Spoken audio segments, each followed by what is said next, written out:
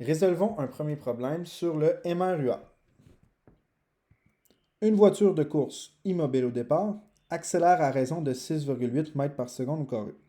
Quelle distance aura-t-elle franchie après 1,4 secondes?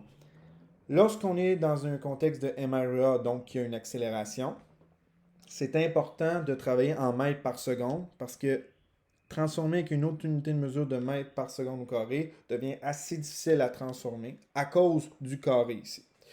Donc là, on n'a aucune conversion à faire, fait ça c'est parfait. Donc là, on a une accélération de 6,8 mètres par seconde au carré. On va considérer comme étant positive. On a le temps qui est de 1,4 secondes.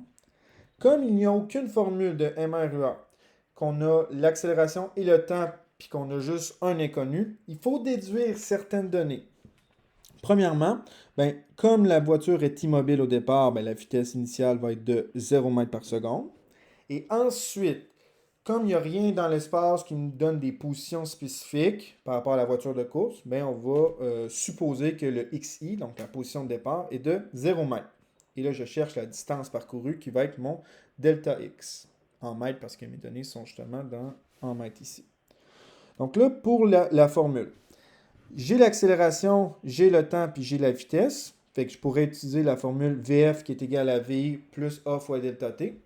Mais comme j'ai besoin de la position finale pour trouver le delta X, puis que j'ai la position initiale, je vais plutôt utiliser cette formule-là ici.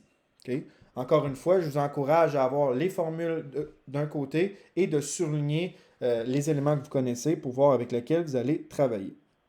Donc, après que j'ai écrit la formule, je remplace par les données. Donc, 0 mètres plus 0 mètres par seconde fois 1,4 secondes. Donc là, les secondes vont s'annuler, il me reste des mètres. Plus 1 demi fois 6,8 mètres par seconde au carré fois 1,4 secondes au carré. Très important de mettre le temps entre parenthèses comme ça ici, okay? Parce que sinon, c'est comme si c'était seulement les secondes qui étaient au carré, mais il faut mettre le 1,4 avec.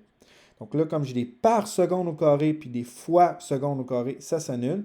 Il me reste des mètres. Donc des mètres plus des mètres plus des mètres, ça me reste des mètres à la fin. Donc une position finale de 6,664 mètres.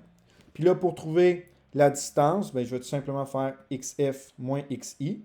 Donc 6,664 mètres moins 0 mètres pour un déplacement de 6,664 mètres.